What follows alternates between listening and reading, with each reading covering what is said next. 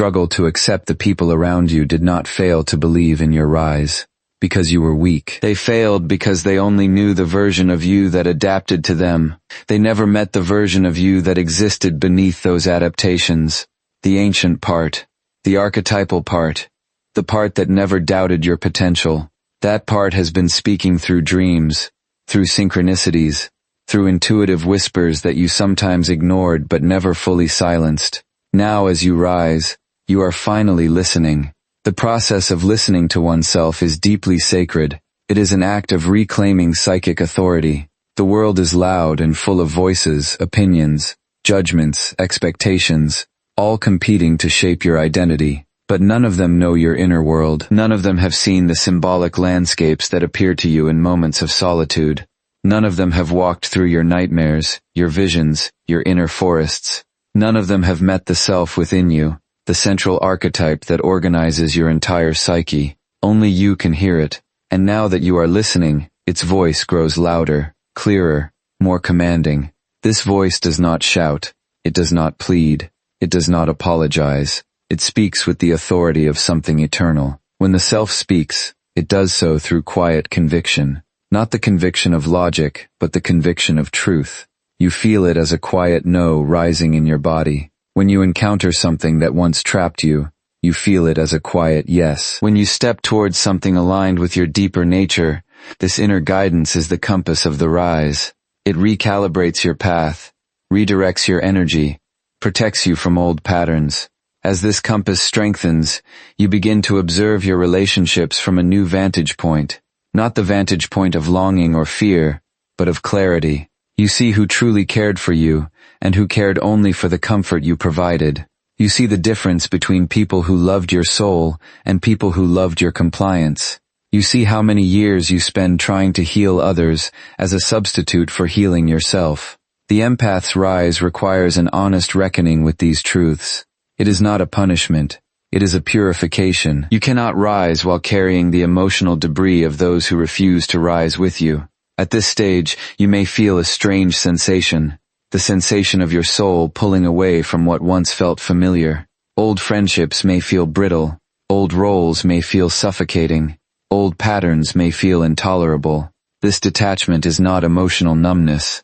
It is the psyche withdrawing energy from what no longer serves your individuation. Individuation demands honesty. It demands that you acknowledge when a version of yourself has expired. And so the empath begins to shed like the serpent in ancient symbolism, leaving behind an identity that was once necessary but is now too small. People often misinterpret this shedding. They think you have become distant. They think you are withdrawing. They think you are pushing them away. But in truth, you are stepping toward yourself. You are stepping toward an inner truth that has been calling to you in dreams for years. You are stepping toward a wholeness that does not require you to fracture your soul to maintain connection. This is the rise. And in this rise, something deep within you awakens the archetype of the inner guardian. For most empaths, this archetype has been dormant, overshadowed by the archetype of the healer. The healer gives. The guardian protects. The healer absorbs. The guardian discerns.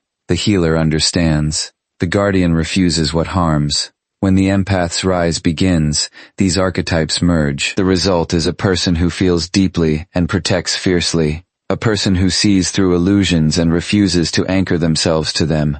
A person who understands suffering and refuses to carry it unnecessarily. This integration is what makes the rising empath so powerful. Not powerful in a worldly sense, though worldly power may follow, but powerful in the psychic sense. Powerful in presence. Powerful in clarity. Powerful in emotional stability. This power is unsettling to those who expected you to remain predictable. Your rise exposes the imbalance in their relationships with you. They were accustomed to the version of you that needed nothing, a version of you that gave endlessly, a version of you that apologized for truths that were not yours to apologize for. But now you rise with a new understanding, that empathy without boundaries becomes self-abandonment, compassion without discernment becomes self-sabotage. Healing others without healing oneself becomes a silent form of self-destruction.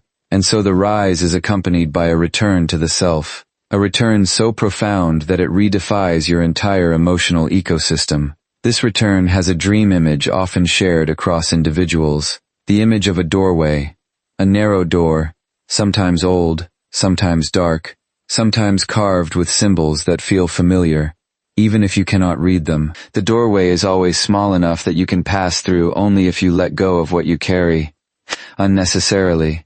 This is the archetypal threshold. When the empath approaches this door, they often feel fear. Not fear of the unknown, but fear of leaving behind what once served as identity.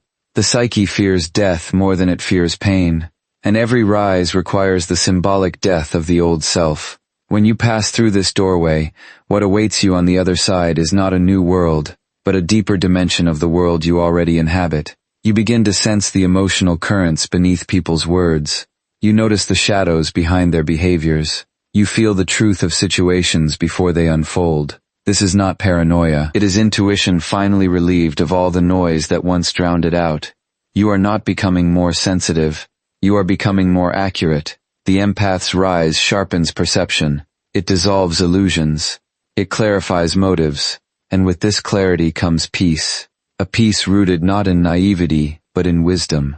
This wisdom brings with it a strange but beautiful shift. Your energy becomes harder to access, not because you are withholding it, but because you no longer leak it. Your presence becomes more selective. Your time becomes more valuable. Your emotions become more sovereign. You become someone who can sit in silence without feeling the need to fill it.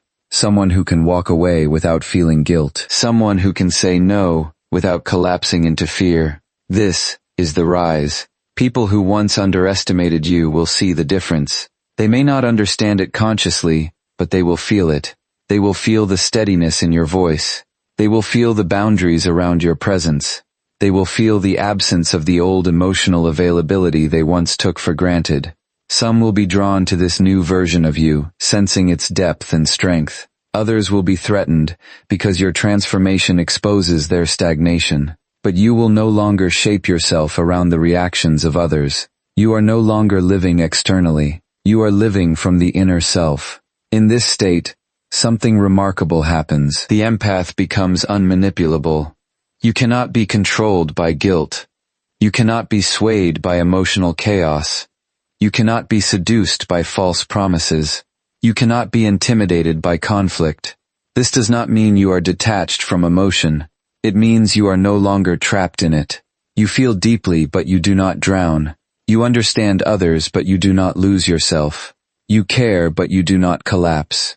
This is the psychological maturity of the rising empath. And as this maturity stabilizes, people begin to see you differently. They may not say it, but they feel that you carry an energy. They cannot name an energy that feels ancient, grounded, impenetrable. This is the energy of someone who has integrated their shadow. Most people fear their shadow because they believe it contains only darkness. But for the empath, the shadow contains the qualities they were never allowed to express. The moment these qualities return, the empath becomes whole. Wholeness is not perfection. Wholeness is the ability to hold all parts of yourself without fragmentation. When you reach this wholeness, you no longer oscillate between extremes. You no longer swing between overgiving and emotional collapse.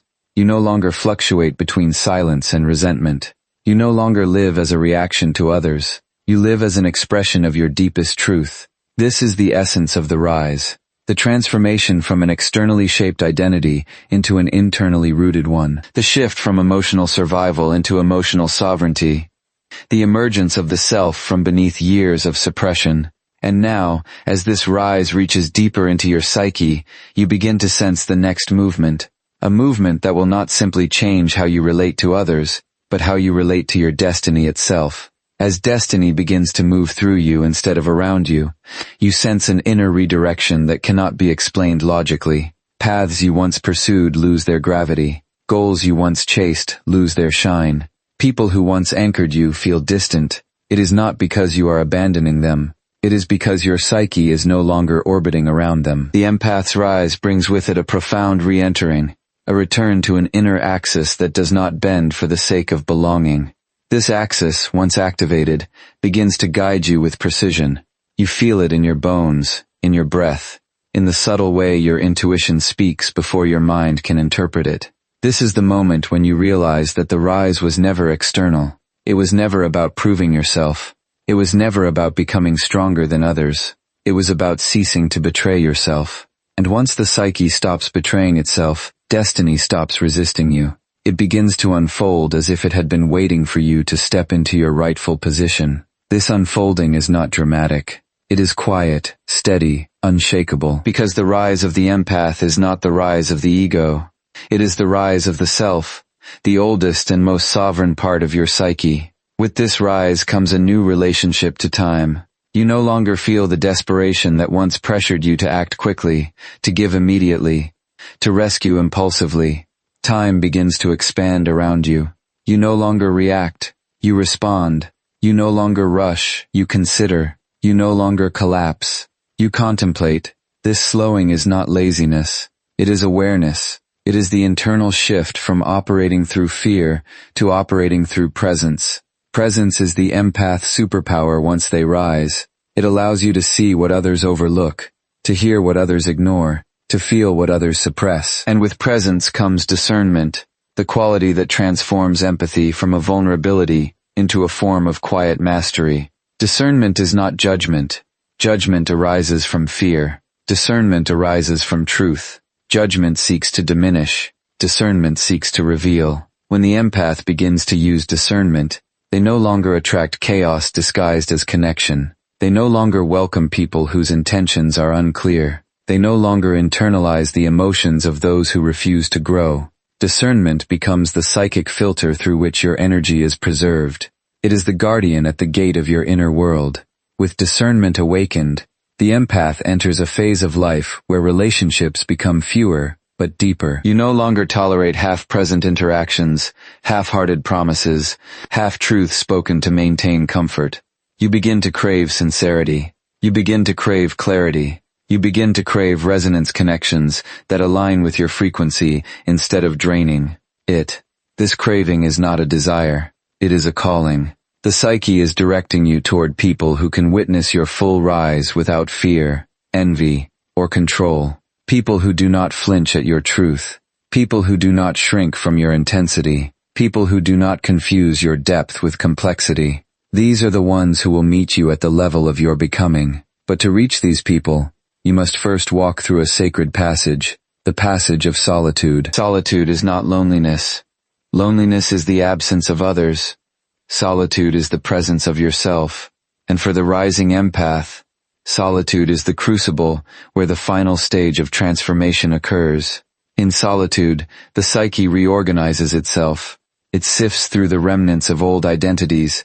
It releases the echoes of voices that once shaped your self-perception. It dismantles the false narratives you inherited from childhood, family systems, society, and wounded relationships. Solitude becomes the psychological womb in which the new self gestates. During this period, you may feel an almost mystical sense of detachment from certain memories, from certain emotions, from certain versions of yourself. This detachment is not disconnection, it is release.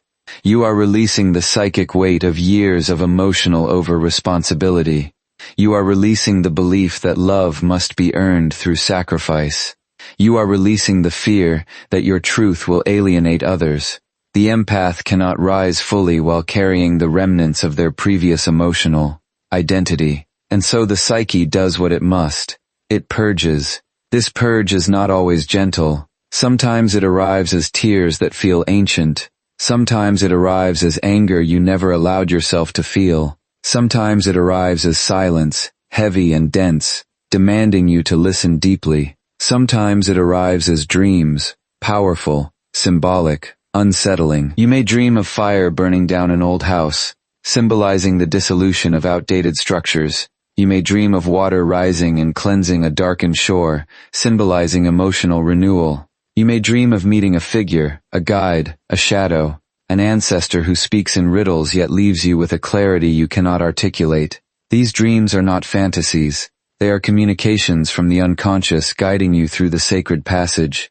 When the purge is complete, something extraordinary happens. The empath feels space inside themselves. Spaciousness is the first sign of psychological rebirth. It is the absence of unnecessary noise. It is the quiet hum of inner alignment. It is the sense that you are no longer spread thin across emotional landscapes that do not belong to you. This spaciousness is the soil in which your new destiny will grow. And in this new spaciousness, you begin to hear a calling not from the world but from the self. The calling is not a command, it is a resonance. It pulls you towards certain choices, certain paths, certain truths.